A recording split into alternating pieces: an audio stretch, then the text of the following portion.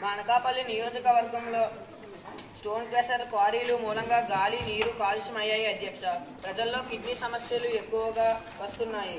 ప్రభుత్వం వాటికి తగిన చర్యలు చేపట్టాలి.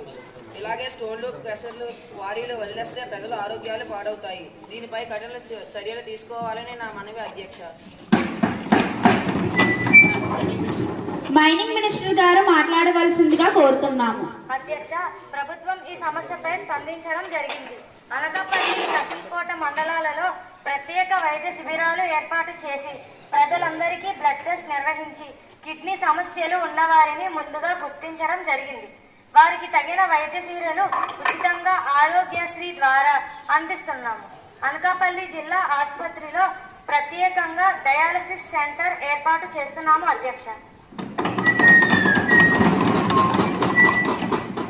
అధ్యక్ష, ప్రభుత్వం వారు వ్యాధిగ్రస్తులకు వైద్యం చేయడం కాదు, దీనికి గల కారణమైన స్టోన్ క్రషర్ కార్యాలయాన్ని నిలుపుదల చేయాలి.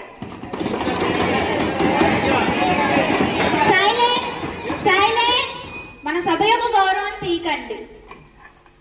అధ్యక్ష, మనది అభివృద్ధి చెందిన రాష్ట్రం. ఆ ప్రాంతంలో ఈ క్వారీలు, క్రషర్స్ ద్వారా వేల మంది ఉపాధి పొందుతున్నారు. అలాగే రోడ్లు క్వాలిటీతో కన్స్ట్రక్షన్ జరుగుతున్నాయి. వాటిని పూర్తిగా నిలుపుదల చేయలేము.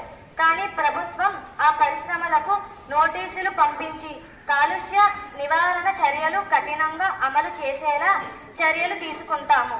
స్టోన్ క్రషర్స్ వద్ద గాలి కాలుష్యాన్ని కొలిచే యంత్రాలను ఏర్పాటు చేస్తాము. దీనిపై ఒక నిపుణులు కమిటీ నియమించడం జరిగింది అధ్యక్ష.